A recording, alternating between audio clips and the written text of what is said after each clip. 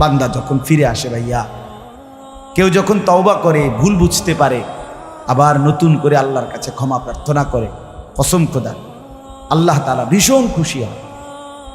হাদিসে আছে আল্লাহর কোনো বান্দা যখন তওবা করে, আল্লাহ তখন ফেরেশতাদেরকে বলে, আমার ফেরেশতারা 7 আসমান আর জান্নাত সাজিয়ে দাও। ফেরেশতারা জান্নাত সাজায়, আসমান সাজায়। ফেরেশতারা ডেকে বলে, রব্বুল আলামিন কি হলো যে কারণে আসমান সাজাইলেন, জান্নাত সাজাইলেন? রব্বুল আলামিন তখন বলে, আসলাহাল আবদু মাওলাহু, এক ভেগে যাওয়া গোলাম আজকে তার মনিবের সাথে সম্পর্ক ঠিক করে ফেলছে। আল্লাহ আল্লাহ বলে, আমার এক গোলাম আমার থেকে ভাইগে গেছিল রে, অনেক দিন ওই আমারে সেজদা দেয় নাই, আজকে দিছে। অনেক দিন সে আমারে ডাকে নাই, আমি খুব কষ্ট পাচ্ছিলাম। আমার বান্দা আমার হাতে গড়া, আমার দেওয়া নাক, চোখ, কান, আমার দেওয়া জবান, আমার দেওয়া জিহ্বা, আমার গড়া বান্দা আমারে ভুলে আমার থেকে ছুটে গেছে। আজ আমার সেই ভেগে যাওয়া বান্দা আমার কাছে ফিরে আসছে। লাল্লাহু আশাদ্দু ফারাহান বিতাওবাতি আবদি, নবী সাল্লাল্লাহু আলাইহি ওয়াসাল্লাম বলেন, আল্লাহ তাআলা ভীষণ খুশি হয় বান্দা যখন তওবা করে। এজন্য যুবক ফিরে আসো, নওজোয়ান ফিরে আসো, নিজের ক্ষতি করো। আমি প্রত্যেক দিন বলি ভাইয়া, তুমি মরে গেলে হ্যাঁ পৃথিবীর কিচ্ছু আসবে। এই বন্ধুরা ধোকা ধোকা, একটা ফোলা ফাইন, তুমি মরলে খানা বন্ধ করতে হবে, কসম খোদা তুমি লিখ কেন? তোমার একটা ফ্রেন্ড এক লগে যদি বইয়ে বইয়ে বিড়ি খায়, তোমার লগে গাঞ্জা খায়, ফুটটা খায়, বাবা খায়, মদখোর, গাঁজাখোর, একসাথে বইয়া উলঙ্গ ছবি দেখো, ওই জানোয়াররে জিজ্ঞেস করো বলে, আমি মরলে আমার ঠ্যাংটা ভাঙলে তুই একবেলা খানা বন্ধ রাখবি?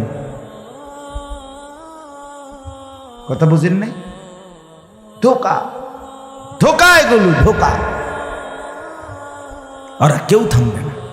আরে আপন বাপ মরলে যেই সন্তানরা দিনের বেলা দাফন কাফন করছে, তারা কি সেই সন্তানরা, আপন সন্তানরা রাতের বেলা ভাত খায় না? কথা বলেন না কেন? পাশের ঘর থেকে খানা রান্দাইয়ে আরো বেশি খায়, আরো একটু গোস্ত লাও, যেই কান্দাটা তুমি কাঁদছো আজগা কি ভাইয়া? তাইলে তাহলে আপন বাপ, তারপরেও তো সন্তান খানা খেয়েছে, তোমার লেগে কাঁদবে কে? এর জন্য পৃথিবী আমাদের কারো জন্য থামবে না ভাইয়া, থামবে না। সামনের গাড়ি অ্যাক্সিডেন্ট করে, পেছনের গাড়ি অপেক্ষা করে না, পাশ কাইটা কাইটা চলে যায়। জ্যাম বাজ্যা গেলে আরো শিক্ষার শুরু করে, আরে লোক মরে গেছে, আরে মরলে মরুক বেটা, রাস্তা ক্লিয়ার করতে কও। ঠিক কিনা বলেন না কেন? ধরে বেটা বেটা কেডা মরছে না মরছে বেটা, এর লেগে বুঝি মানুষের রাস্তা আটকায় রাখবে, মানে এই যুক্তি দেখা। তাহলে কেডা মরছে না মরছে মানে তোর মতো এক মানুষ মরছে। ঠিক কিনা বলেন না? তোর মতো এক সুস্থ সবল মানুষ মরছে বেটা, যে একটু আগে হাত নাড়তো, পা নাড়তো, সেই মানুষটা এখন রক্তে ভাসতেছে বেটা। পাত্তাও নাই, কিসের সময়? কার হাতে সময়? সবাই মেশিনের মতো, যন্ত্রের মতো দৌড়াইতেছে।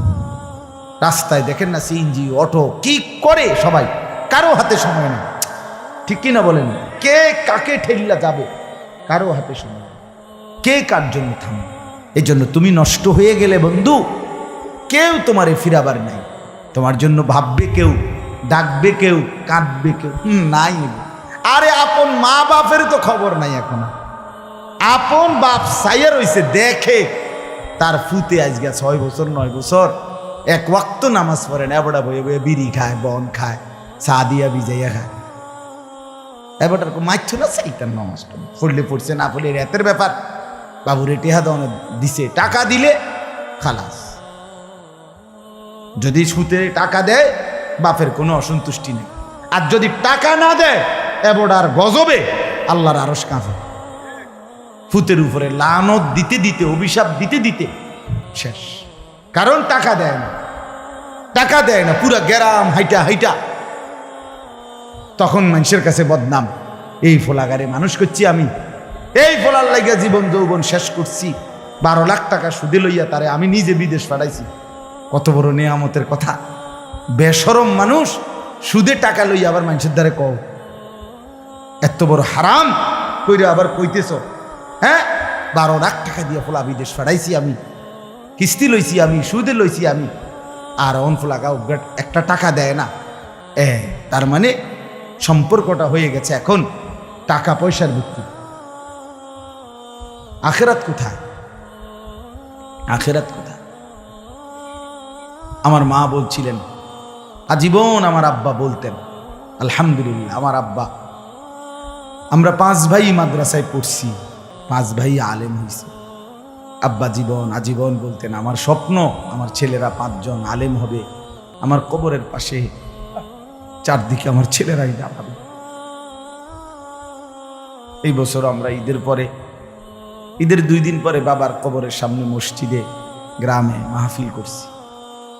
আমি বয়ান করছি, আমার বড় ভাই বয়ান করছে, আমার ছোট ভাই বয়ান করছে, আমার আব্বার আমরা 5 ভাই 3 বোন, আমাদের ছেলে মেয়ে মিলে আর আমার মা বাইচা আছে, আমরা মোট 45 জন। আমার বাবার বংশ, মা সহ, মা ছাড়া 44 জন, মা একজন 45 জন, একের গুণা 45 জন, 45 আলহামদুলিল্লাহ। একেবারে 45 জনের ছোট বাচ্চাটাও, একবারে 2.5 বছরের বাচ্চাটাও আলহামদুলিল্লাহ আল্লাহর নাম বলতে পারে। 2.5 বছরের মেয়েটাও ওই মজলিসে গেছে, আমাদের সবচেয়ে ছোট, সেও মাথায় হিজাব ছিল, আল্লাহর নাম রাখছে। দাদা ভাইয়ার কবরে দাঁড়াইছে, নানার কবরে দাঁড়াইছে। এই জন্য বললাম মা বাপদেরকে অনুরোধ করি সন্তানের প্রতি কদর করেন, সবাই মিলে ফিকির করেন, দেখেন আয়াতের তর্জমাটা শুনেন, তাইলেই কথা শেষ। আল্লাহ তাআলা বলেন 25 নম্বর পারা কোরআনুল কারীমের 43 নম্বর সূরাটার এই সূরার 7টা আয়াত, ব্যাখ্যা লাগবে না, শুধু তর্জমা শুনেন তাইলেই বুঝবেন। আল্লাহ বলেন 74 নম্বর আয়াত থেকে পড়ছি, ইন্নাল মুজরিমিনা ফি আযাবি জাহান্নামা খালিদুন।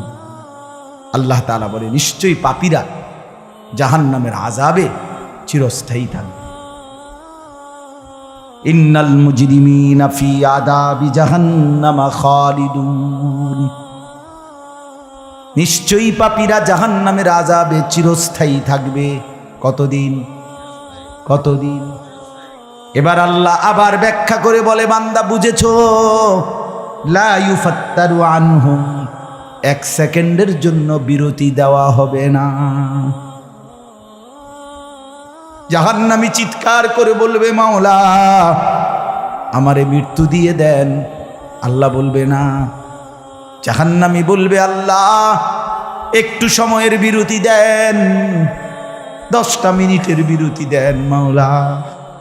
24 ঘন্টার আগুন, আমারে 10টা মিনিট একটু আলগা থাকতে দেন, আমি যে আর পারছি না মাওলা, এতটা ভীষণ আযাব আমি যে আর সইতে পারছি না মাওলা, আর পারছি না। লা ইউফাত্তারু আনহুম, আল্লাহ বলেন 1 সেকেন্ডের জন্য জাহান্নামের আযাব, আগুন বিরতি দেয়া হবে না। ফাতরা মানে কি নাই বিরতি। আহুম ফীহি মুবলিসুন, এরপরে আল্লাহ বলেন জাহান্নামী এই দীর্ঘ 24 ঘন্টা অনন্তকাল আযাবের মধ্যে থাকবে। কেমনে থাকবে? মুবলিসুন, বিষণ্ণ হয়ে, উদাস মনে। কোনোদিন চেহারায় 1 সেকেন্ডের জন্য হাসি ফুটবে না, কোনোদিন আর সুখের নাগাল পাবে না। আজ তো বন্ধু রাত কেটে ভোর হয়, ভোর গিয়ে রাত হয়, অন্ধকার আলো হয়, আলো অন্ধকার হয়। যে হাসে সে কাঁদেও, যে কাঁদে আবার সে হাসেও, ঠিক না? কিন্তু রব্বুল আলামিন বলেন ওয়াহুম ফীহি মুবলিসুন, জাহান্নামীর মন, জাহান্নামীর চেহারা বিষণ্ণ, উদাস, সব সময় হাসিবিহীন থাকবে, কোনো সেকেন্ড হাসতেই পারবে না।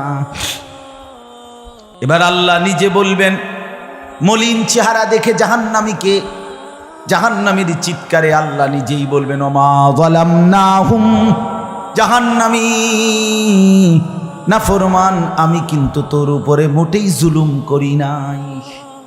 আমি রাতও দিয়েছি বান্দা, দিন দিয়েছি, আমি সুযোগ দিয়েছি, সময় দিয়েছি।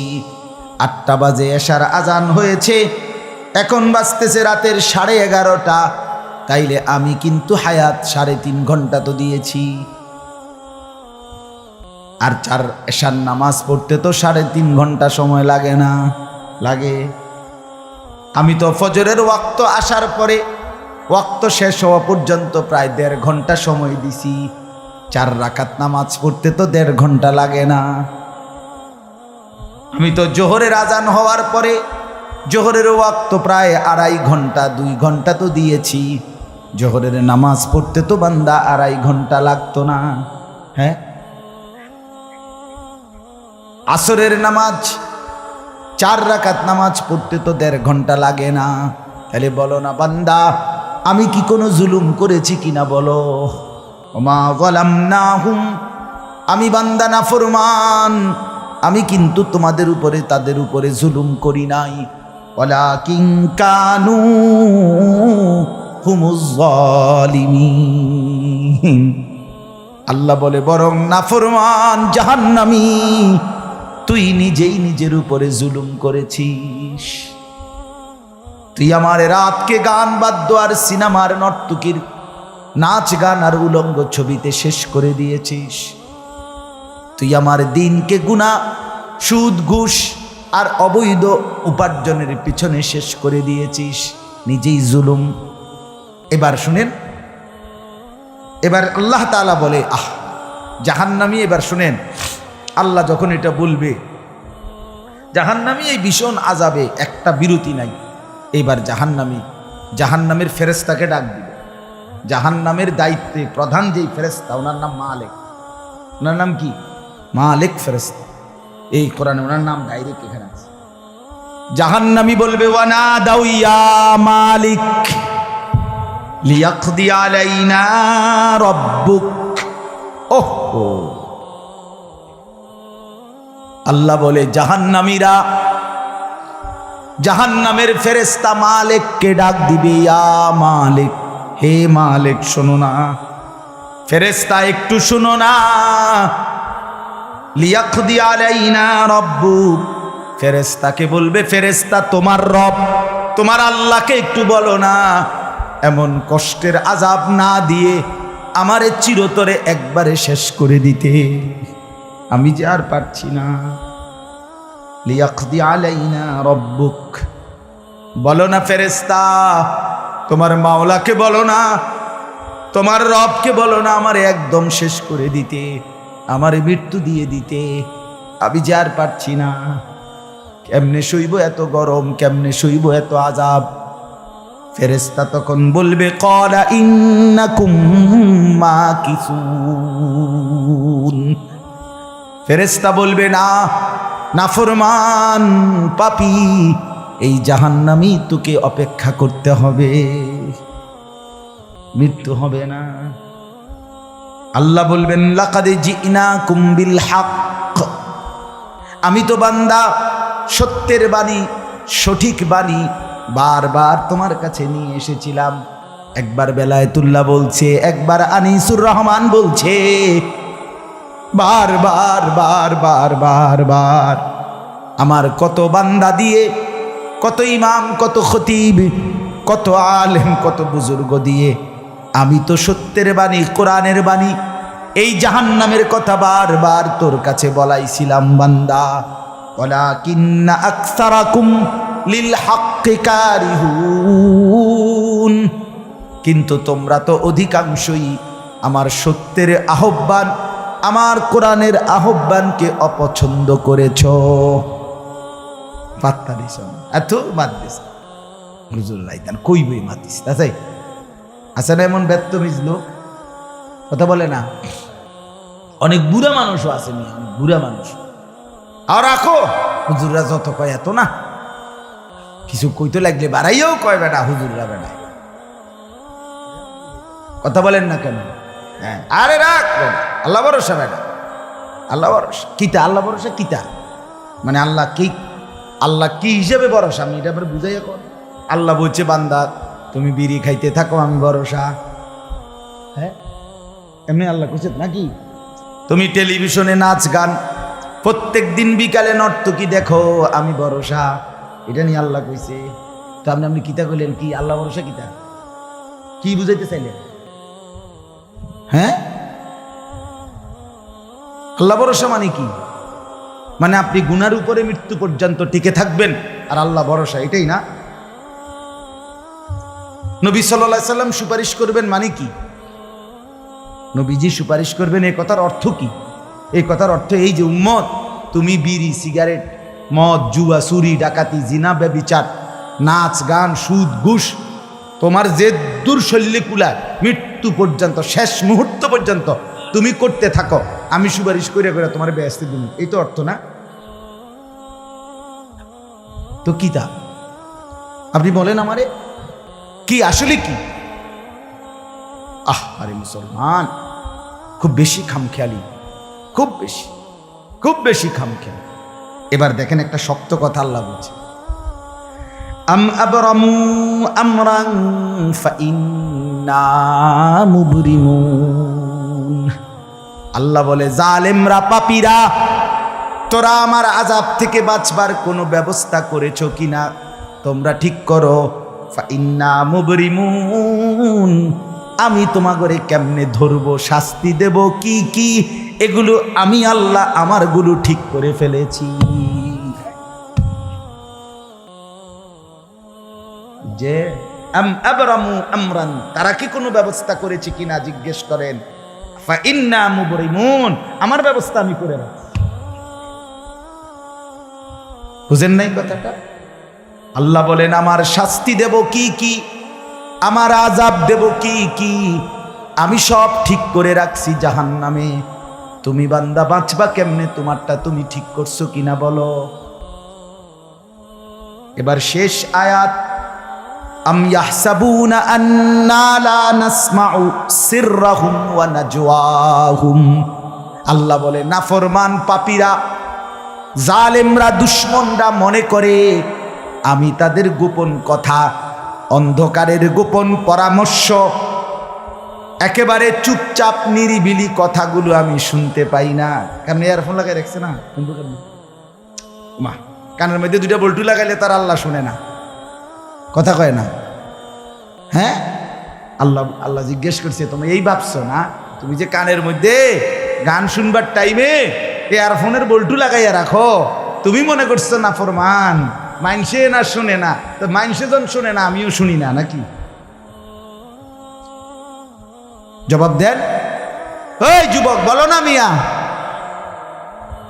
মাটির নিচে কিংবা অন্ধকারে অথবা একাকী কোনো গোপন জায়গায় তুমি যেই অসভ্যতা করছো, যেই ভিন নারীর সাথে কথা বলছো, বন্ধুদের অসভ্য আড্ডা দিচ্ছ, তুমি মনে করছো গ্রামের কেউ দেখে না, গ্রামের কেউ জানে না। আল্লাহ বলে তাহলে তুমি কি এই ভেবেছ যে আমি আল্লাহও জানি না? বালা, হ্যাঁ আল্লাহ বলেন আমি জানি, আমি শুনি, আমি দেখি। আর ওয়ারসুলুনা লাদাইহিম ইয়াকতুবুন, আমার পক্ষ থেকে মনোনীত ফেরেশতা ডান কাঁধে বাম কাঁধে তারা কিন্তু সাথে সাথে 24 ঘন্টা ইয়াকতুবুন লিখতেছে লিখতেছে লিখতেছে কি না বলেন? ডান কাদের আর বাম কাদের ফেরেশতাকে তুমি তোমার থেকে আড়াল করবা কেমনে? বলেন না কেন? কেমনে আড়াল করবেন? সুযোগ আছে কারো? আল্লাহ আমাদেরকে বুঝ দান করে। অতএব বাপ, জাহান্নামীর আত্মচিৎকার শুনলেন আপনি, জাহান্নামী আল্লাহকে ডাকবে, জাহান্নামী ফেরেশতাকে ডাকবে, জাহান্নামী একটু আযাবের হালকা করতে চাইবে, জাহান্নামী মৃত্যু কামনা করবে, জাহান্নামী কতভাবে যে বাঁচতে চাইবে, কিন্তু কসম আল্লাহ বাঁচতে পারবে না। এজন্য দয়া করে রাত গভীরে মেহেরবানি করে চলেন প্রত্যেকে, ইনশাআল্লাহ সিদ্ধান্ত নিন। শেষ পর্যন্ত যে কয়জন যুবক টিকে রইলা, বসে রইলা, ভাইয়া তোমাদের কাছে অনুরোধ, আজকের থেকেই বদলাও ভাইয়া। আগামী দিনে মুসলমানের জন্য, ইসলামের জন্য খুব বেশি যুবকের দরকার। তোমরা তখন কি হবে? এজন্য আল্লাহকে নারাজ না করো, আল্লাহকে নারাজ না করো। দয়া করে ফিরতে চাই, আমরা ফেরাইতে চাই, নিয়ত করি ইনশাআল্লাহ। ঠিক আছে না? ইনশাআল্লাহ নতুন করে ভাবো, সবাই একসাথে ভাবা পারবা না। যেই যুবকদের ফিকির আছে, বুঝ আছে, দিমাগ আছে, তুমি নামাজ পড়ো, ইনশাআল্লাহ ভালো হবে। তুমি মোবাইল প্রয়োজনে ব্যবহার করো, যার যেটুকু প্রয়োজন এটুকুই বলো। শুধু শুধু নারীর ছবি, নাচ, গান, অস্থির দৃশ্য কোনো দরকার নাই। আর হিম্মত করে নামাজ, মরি বাসি, এত বেজ্জুতি কথা শোনার চাইতে, এত কষ্টের চাইতে, পরকালের অশান্তির চাইতে নামাজ পড়বো আমরা। দেখবেন ছেলেরা তোমরাও হিম্মত করে শুরু করলে 5 ওয়াক্ত নামাজ ওষুধের মতোই মনে করো না, বিষ ওষুধ, তিতা ওষুধের মতো। দেখবে একটা মাস যদি কেউ একটু জন্মা যে মরি বাসি নামাজ পড়মুই, কসম একসময় এটা মজাদার হয়ে যায়। হ্যাঁ, সেজদা দিলে খুব মজা হয়।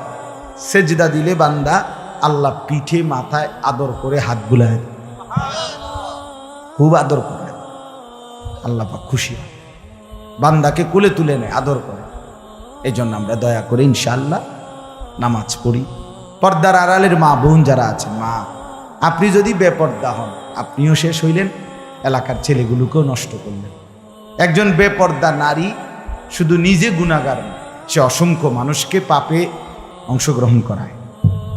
এই জন্য একজন বেপর্দা নারী সে সরাসরি জাহান্নামের ফেরিওয়ালা।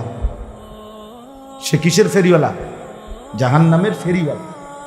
সে জাহান্নামের ফেরিওয়ালা, আগুনের ফেরিওয়ালা। কারণ সে তো তার রূপ যৌবন দেখাইতেছে, ফেরিওয়ালার মতো পিছনে পিছনে ডাকতেছে অসংখ্য যুবককে, দেখো আমাকে, বরবাদ করো নিজেকে, বরবাদ করো নিজের চরিত্র, বরবাদ করো নিজের কবর, বরবাদ করো নিজের আখেরাত। তাহলে সে গুনাহের ফেরিওয়ালা, সে জাহান্নামের ফেরিওয়ালা, সে অসভ্যতার ফেরিওয়ালা। এই জন্য একটি সমাজের মধ্যে সবচেয়ে নিকৃষ্ট বেপর্দা নারী, বেপর্দা নারী। আল্লাহ তাআলা আমাদের মা বোনদেরকেও হেফাজত করে। আজকের মাহফিল যে যুবকরা সাজাইছে, আল্লাহ তাআলা সমস্ত নওজোয়ানদেরকে কবুল করে। বাস্তবতা হইল আসলে 4-5 মাস, মেন শীত সিজন 4 মাস, 5 মাস। এখন 5 মাসে যদি 30 দিন করে হয়, তাহলে হলো 150 দিন। যদি প্রতিদিন 2টা করে মাহফিল দিতে হয়, দেওয়া যায়, তাহলে 300 মাহফিল মনে করে। এখন মাহফিলের কাগজ আমার গাড়িতে এখনো আছে, মনে মনে কমপক্ষে 1.5-2 হাজার এটি আমরা ফরিয়া রয়েছে কাগজ, ব্যাগ ভরা এতটি কাগজ। আমি কি করতে পারি? কেমনে দাও, কিভাবে দাও এগুলো? আচ্ছা, সারা বাংলাদেশ তো নবীনগরকেই বলে, ঠিক না? বাংলাদেশ মানে তো নবীনগর। আপনি বলেন সারা দেশ থেকে এই মাহফিল নিয়ে কাবজাব, কত মানুষের আবেদন, অনুরোধ, কাকুতি মিনতি। এরপরও আমাদের এই মুফতি বেলায়েতুল্লাহ সাহেব এবং আমাদের এই নবীনগর এসআর মসজিদের ইমাম মকবুল ভাই, মৌলানা মকবুল সাহেব, এরা সবচেয়ে বেশি মাহফিলেই কম না। আলহামদুলিল্লাহ, আমি চেষ্টা করছি, ওনাদেরকে অনেকগুলো মাহফিল দিচ্ছি, আরও দেওয়ার ফিকির আছে, কিন্তু আসলে সময় একদমই অল্প। মূলত খুব বেশি ডেট নাই, কুলাম যায় না, এই জন্য এই সময় দিতে হয়েছে। ওই ভাই ইমাম সাহেব অনেক অনুরোধ করছে, আমারও মনে আছে, ওখানে বারবার বেশি অনুরোধ করছে। এই জন্য যাক, আল্লাহর দয়া আশা হয়েছে। আমিও আপনাদের জন্য দোয়া করি, আপনারাও আমার জন্য দোয়া করবেন। আল্লাহ তাআলা আমাদের সবাইকে মিলে মিশে দ্বীনের কাজে অংশগ্রহণ করার তৌফিক দান করেন। আমিন। দোয়া করেন। আল্লাহ কবুল করেন।